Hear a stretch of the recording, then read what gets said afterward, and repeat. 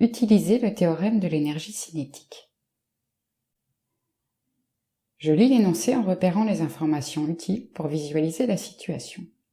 Et comme pour tout exercice de mécanique, je fais en même temps un schéma sur lequel je reporte les données au fur et à mesure.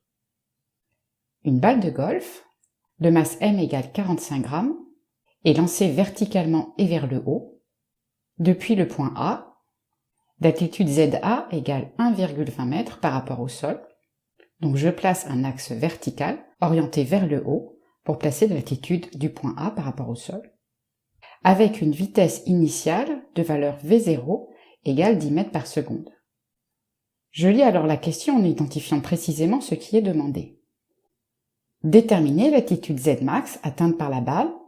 Une fois la balle lancée, elle monte jusqu'à l'altitude Zmax puis retombe vers le sol, en supposant qu'elle effectue une chute libre et en utilisant le théorème de l'énergie cinétique. Donc on me demande de déterminer Zmax, sachant que la balle est en situation de chute libre et que je dois appliquer le théorème de l'énergie cinétique. Donc avant tout, je précise le système et le cadre de l'étude imposé par l'énoncé. Donc le système étudié est la balle de golf de masse m. Ensuite, en ce qui concerne la chute libre, d'après le cours, en physique, le mouvement, dans un champ de pesanteur uniforme d'un système soumis uniquement à son poids, est appelé chute libre. Donc la balle évolue dans le champ de pesanteur terrestre, supposé uniforme, modélisé par le vecteur g, de direction verticale et orienté vers le bas, et de valeur supposée constante, g égale 9,81 m/s-2. Et elle n'est soumise qu'à son poids, P égale mg, qui est constant vu que m et g le sont. Donc je cite d'abord le cours. La balle étant en chute libre, elle évolue dans le champ de pesanteur terrestre uniforme g, et n'est soumise qu'à son poids, P égale mg. Ensuite, pour le théorème de l'énergie cinétique, d'après le cours, dans un référentiel galiléen, la variation d'énergie cinétique ΔEC d'un système modélisé par un point matériel de masse m entre deux positions A et B est égale à la somme des travaux des forces appliquées au solide entre les positions A et B, ce qui se traduit par la relation suivante. Donc d'abord je choisis le référentiel, qui est ici le référentiel terrestre, en précisant qu'il est galiléen pour pouvoir appliquer le théorème de l'énergie cinétique. Puis j'identifie les deux positions entre lesquelles doit être appliqué le théorème de l'énergie cinétique pour répondre à la question, en précisant notamment ce que je connais des valeurs de la vitesse en ces deux positions, car elle intervient dans l'expression de l'énergie cinétique, EC égale 1/2 de mv carré.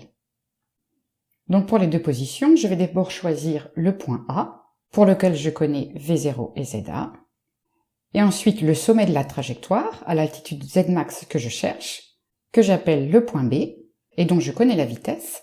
En effet, lorsqu'elle arrive en haut de la trajectoire, la balle rebrousse chemin, et sa vitesse est nulle, donc VB égale 0.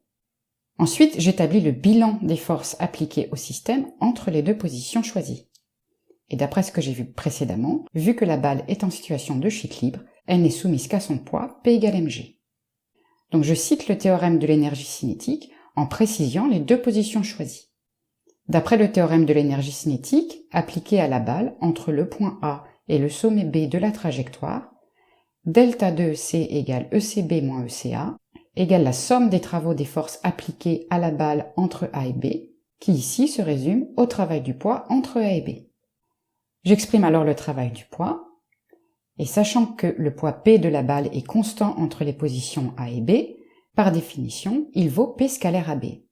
Donc pour le produit scalaire, j'ai norme de P, soit mg, multiplié par norme du vecteur AB, soit Zmax moins ZA, multiplié par le cosinus de l'angle entre les deux vecteurs qui vaut 180 degrés, donc cosinus 180, qui vaut moins 1, donc je reporte le signe moins en tête d'expression.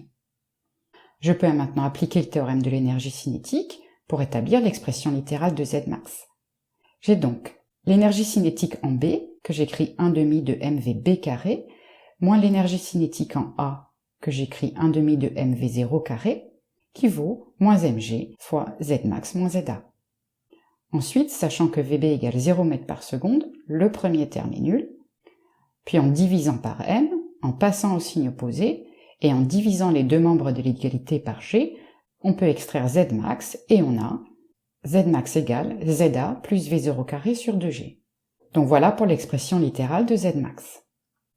Donc pour finir, je donne l'expression numérique puis le résultat du calcul en gardant le nombre correct de chiffres significatifs.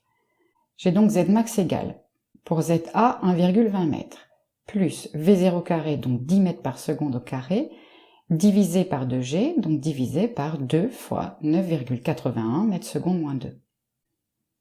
Pour les chiffres significatifs, je regarde d'abord le quotient, et sachant que la calculatrice me donne ceci, je garde deux chiffres significatifs imposés par la donnée qui en comporte le moins, et j'ai donc 5,1 mètres.